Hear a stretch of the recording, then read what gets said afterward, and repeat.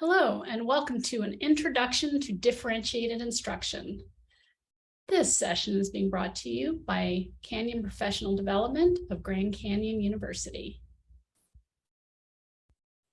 My name is Marnie Landry, and my experience is as a classroom science teacher, teaching mostly life science and STEM integration. I'm also the project director for K-12 STEM outreach.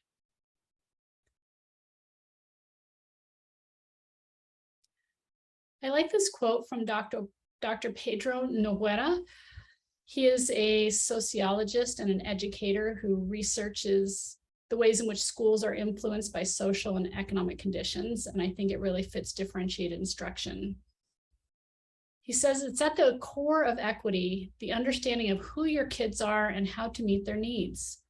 You're still focused on outcomes, but the path to get there may not be the same for each one.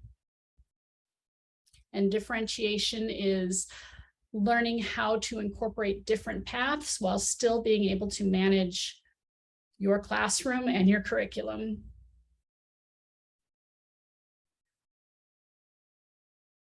My objectives for this session are to define differentiated instruction, to understand the purpose of differentiated instruction, and to identify areas of and strategies for differentiation in the classroom.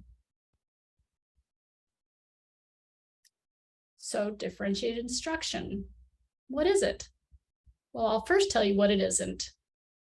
It isn't dumbing down your curriculum just so everybody can pass.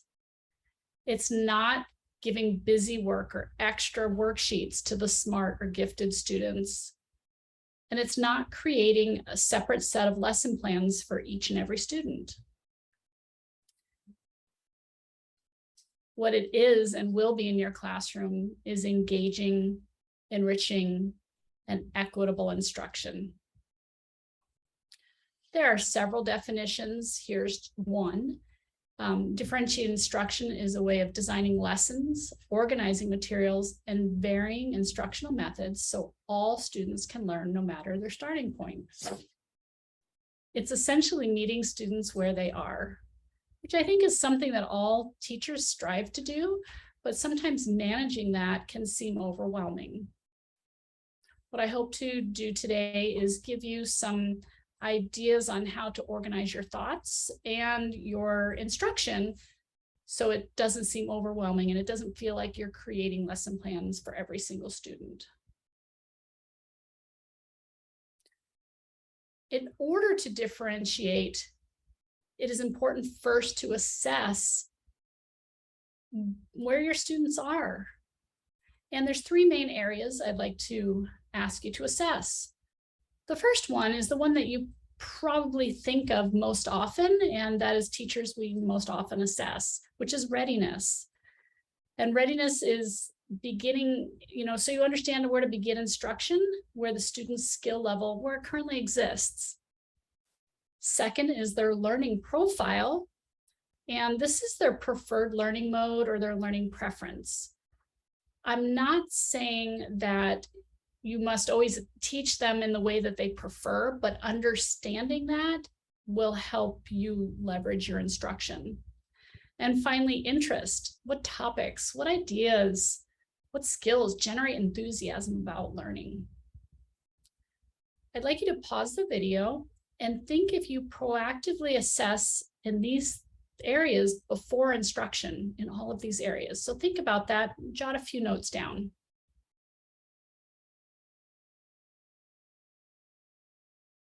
You might be thinking, why must I assess in all three of these areas? I get test scores. Isn't that enough to tell me, how my students are ready? Well, thinking about the three areas, if you assess for readiness, it will maximize student growth. Meaning, if you understand their level of readiness and you start your instruction at that point, you will see maximum growth, as opposed to if they're ready here, you don't know where they are, and you start here, this gap is going to hinder their growth. Second, if you understand their interests, this will increase, and you actually incorporate their interests into your teaching, it increases student motivation. They want to learn things that they're interested in. And finally, learning profile. This one's a little more complex. It is preferred learning mode or preference, and the environmental factors that affect learning. These can be influenced by so many things. It can be influenced by abilities and disabilities, gender, culture, previous classroom experiences, and more. These take time to understand. I'd like you to pause and think about what you jotted down from the last slide about the ways that you assess. And maybe look at those and organize them into assessment for readiness, interest, or learning profile. Notice, do you have them in all three areas? Or could there be more? Let's go ahead and pause and do that now.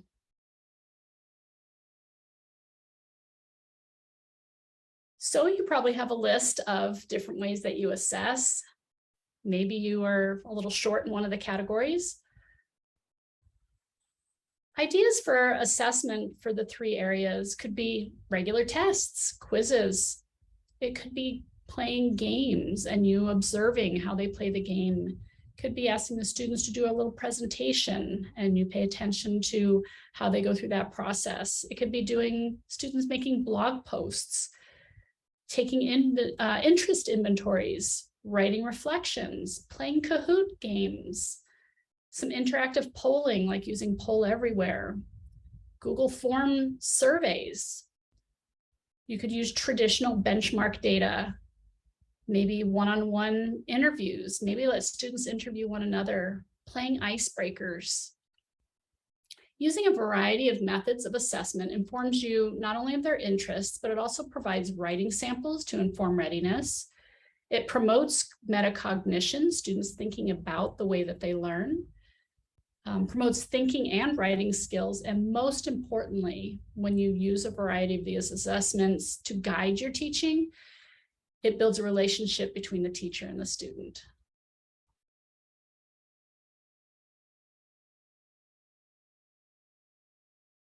Once you have assessed interest, readiness, and learning profile, what do you do with this information? You're going to take it and use it to differentiate your instruction.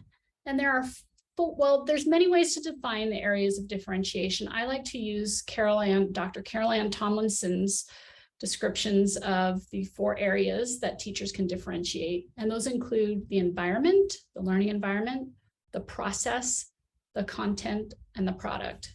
Dr. Tomlinson she's published many books. They're available from ASCD, and she's all over the internet. I advise you to look into her work. I'm going to go through these in order. So I will be starting with differentiating environment. The environment is the learning environment. It could be the desk arrangement in your room. It could just be the seating location where students are in that, depending on your desk arrangement. Are students learning independently? Are they in pairs? Are they in groups? What types of groups are you using? Are they ability grouped, interest group, learning profile group, or just letting students choose? Is it virtual learning? Are you learning outside of the classroom? So many ways to adjust learning environment. You likely do most of these throughout a school year. If you don't, I'd like you to think about what could you incorporate in the next week. Which one of these new strategies might you try? So go ahead and pause, maybe list out the different ways. Do you mix up your seating arrangement in your classroom throughout the year or the semester? So go ahead and list the different learning environments you use, and then make a commitment to try one new one I'm going to challenge you to the next week, but maybe it's the next unit. The second area for differentiation is differentiating process. This is where students all are learning the same content, but they have a variety of access to the content. think about your regular go-tos. Like, how do you normally deliver content to the students? I'm gonna ask you to pause and make a quick list of your go-tos, the regular ways that you deliver content. Maybe it's lecture and video. I guess you probably have more, but those are just 2 to get your list started. So go ahead and pause and jot down a quick list.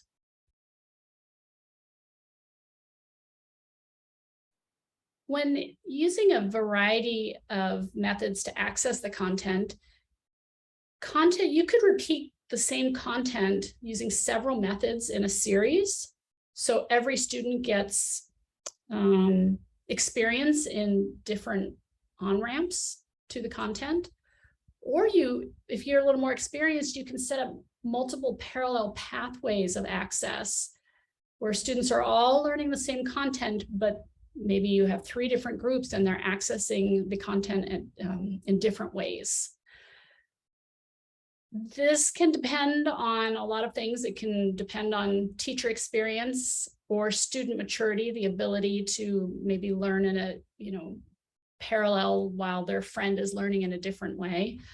Also thinking about whether the teacher is going to choose the way they access the content, or will it be student choice? And will you be helping them make that choice based on their readiness, their interest, or just the purpose of the lesson? Some ways to incorporate different access to the content could be learning centers. I really enjoyed doing these as a science teacher. I could set up mini experiments and observation stations around the room. And depending on what it was, it could be a series of days to take the students to get through all of the stations, also freeing me up to do some one-on-one or small group instruction. Using graphic organizers is a great tool, visual and reading. Jigsaw activities promotes communication and different ways to learn content. Hands-on manipulatives, journals, writing back and forth, and tiered activities. Now, there are many more. I've just put a few here for you. I chose to share with you tiered activities because I think it's a little bit more complex than some of the other ones to be used with fidelity. And here is one example of a brief outline of a tiered lesson plan. You have a copy of the template in your course documents. And I'm going to explain how to use the tiered template. So up in the upper left-hand corner, you will choose, write down the topic or the content or the name of the unit.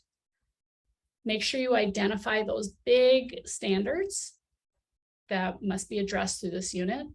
Don't worry about every single little one, just those big power standards. Identify how you're going to pre-assess. You have to be thinking what the end product is to decide what you need to pre-assess on. We'll assume that there's some type of whole group instruction to introduce the unit or introduce the task. Then the most important part, which I think is easy sometimes to skip over, is to identify what all students must be able to know and do, all of them, no matter what. Once you've identified what all students must be able to know and do, you can then tier the instruction by level. And one way to think about adjusting the tiers is by Bloom's taxonomy. So a tier 1, it's going to be they all have to know and do whatever you've decided, standards aligned, but they could be remember and understand tasks in order to get there. Fewer steps. You include supporting strategies. Tier 2 is kind of those middle 2 bands of Bloom's taxonomy. You might associate these with depth of knowledge as well, 1, 2, and 3. But tier 2, maybe it's the same, the same content, but they're applying and analyzing tasks in a little bit different way. We would expect on grade level sources here and a mix of maybe open-ended and single answer questions, kind of a mix there. And then finally, tier 3, these are students who can already perform, remembering, understanding, and analyzing. They get that already. evaluate and create, a little bit lengthier, maybe lengthier resources, a little bit higher level resources, and maybe some abstract open problems. Thinking about these ahead of time is important. What I'd like you to do is, in a moment, pause the video, open up the tiered lesson plan template, and before you get nervous about doing it, I want you to quickly jot down, fill something in each of the boxes for your next unit. You already know and think about these things as a teacher, but making them concrete will actually help you tier the lessons and prepare your materials ahead of time. Please come back when you've done that.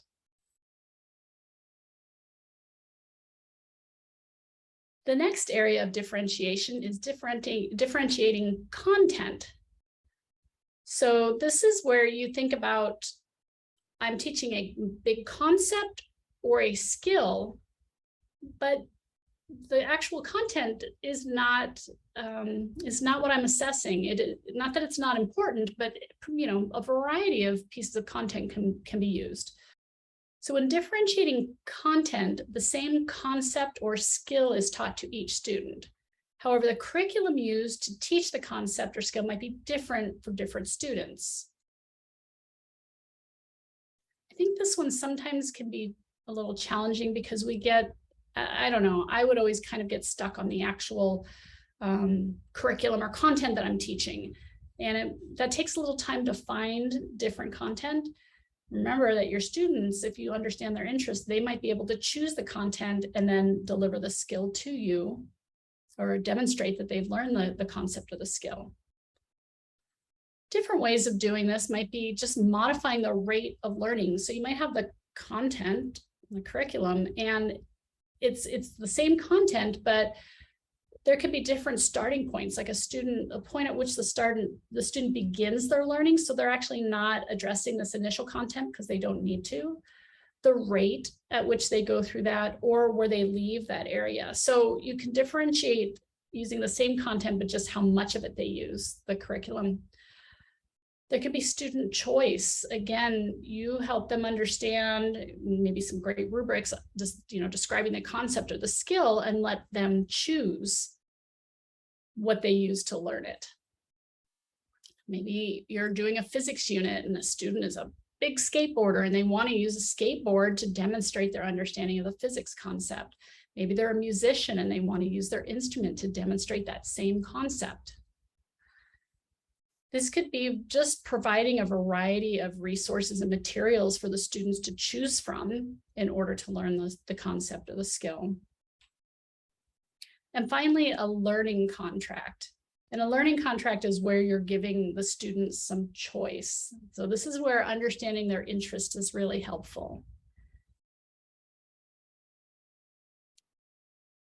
In a learning contract, there are probably three main parts.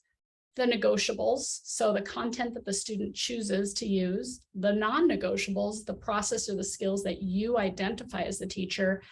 And then being really clear what your responsibilities are to support that student if they're choosing their own content.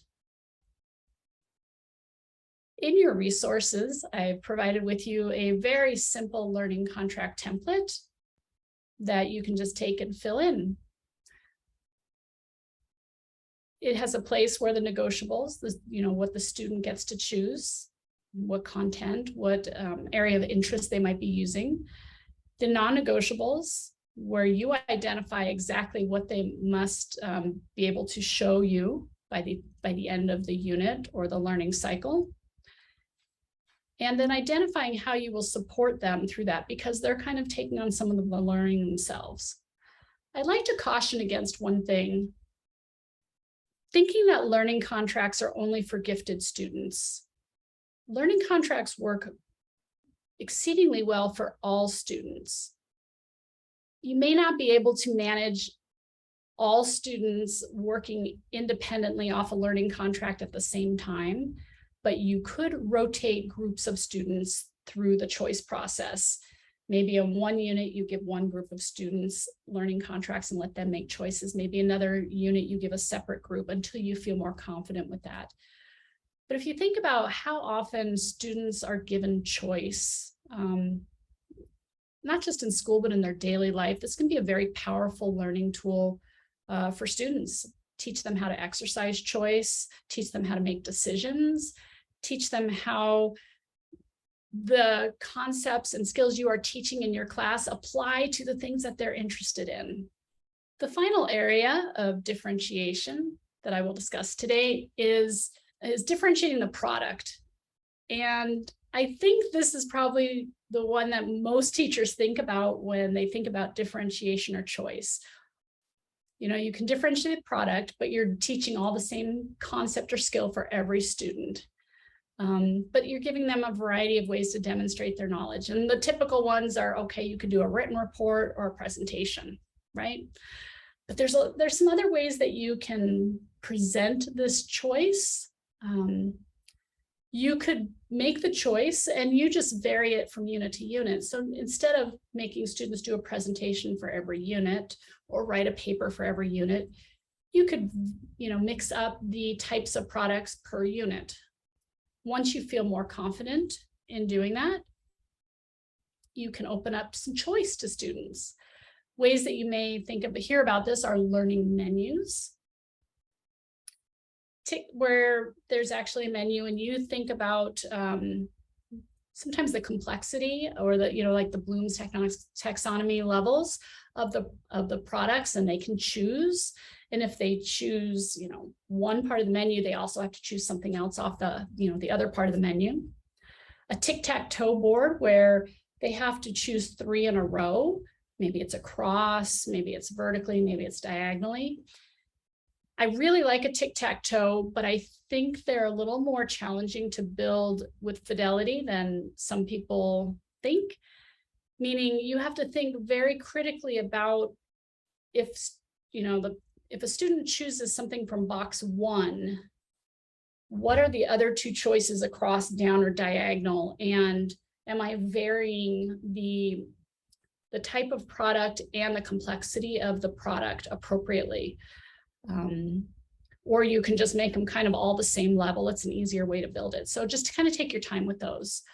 You'll notice at the bottom I have tiered products. So just like for the template that you have already for tiering process, you can also do that with product.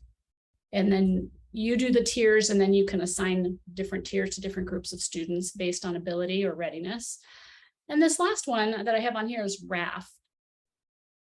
And I really like RAF because it's kind of a fun way to think about tasks.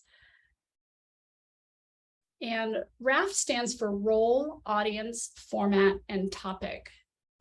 So whatever content you're going to be teaching, your students can demonstrate learning in a variety of ways.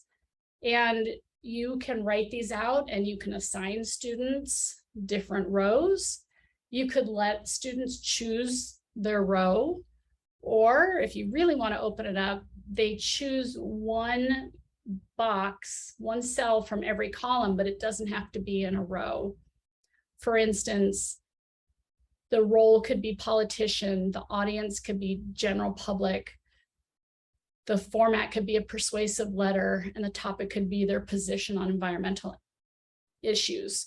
So there's many ways to use a raft grid that's really from really controlled by the teacher to wide open.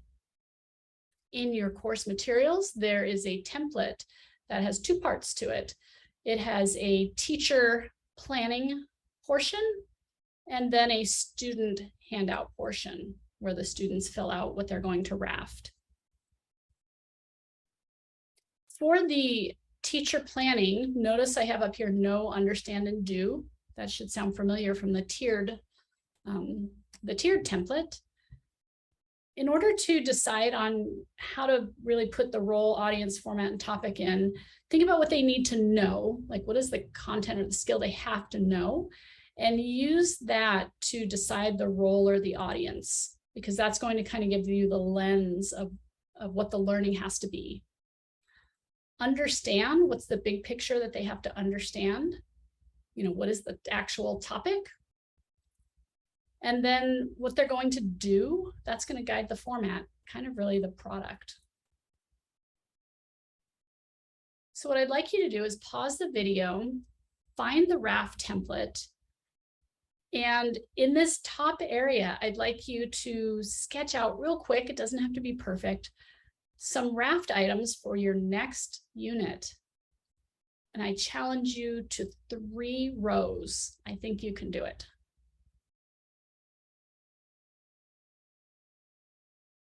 All right, did you do it? Yes, you did. You didn't cheat and skip ahead. So differentiated instruction. Yes, it's a big concept, but I know you are probably already using differentiation strategies, but now these are some little bit more manageable ways to think about implementing it in your classroom. It's not every student doing something different on every lesson. When you're implementing, especially when you're starting differentiation, students may ask why they are working on different assignments or using different materials or coming to dissimilar outcomes altogether, making different products. If you incorrectly address this concern, it will damage your relationship with your students and the overall class community. You're not telling them that certain groups of students are just not able to do the work. That's not why you're differentiating. You're differentiating to meet each student where they are.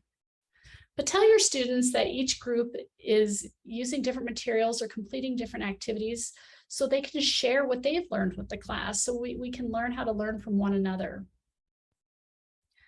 Make sure you're neutral when grouping students. Use numbers or colors for group names. Don't accidentally introduce bias to indicate levels of students. Be equally enthusiastic when explaining assignments to each group or team or cluster.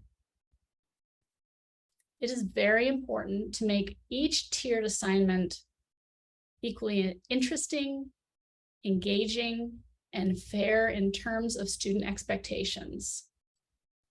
The more flexible groups and materials you use, the more the students will accept that it's the norm in your class.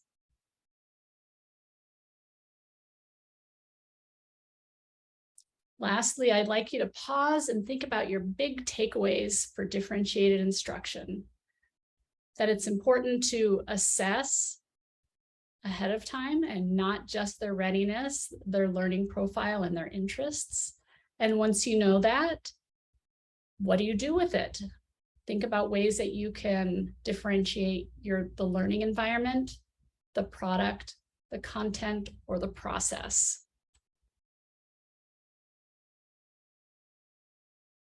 We want you to know that Canyon Professional Development is here to empower, educate, and inspire our community, which is you, so you can take action to fulfill your purpose and serve others. I'd like to remind you to check out our YouTube channel. We have lots of videos and tip of the days just for teachers on teaching pedagogy and technology integration. We'd also like to connect with you on social media. We are all over the place: Facebook, Instagram, Twitter, and LinkedIn. On these platforms, we are sharing resources and upcoming events, so join us. Finally, you will find the list of references that I used in our presentation and some of the resources that I mentioned. Thank you, and I will see you next time.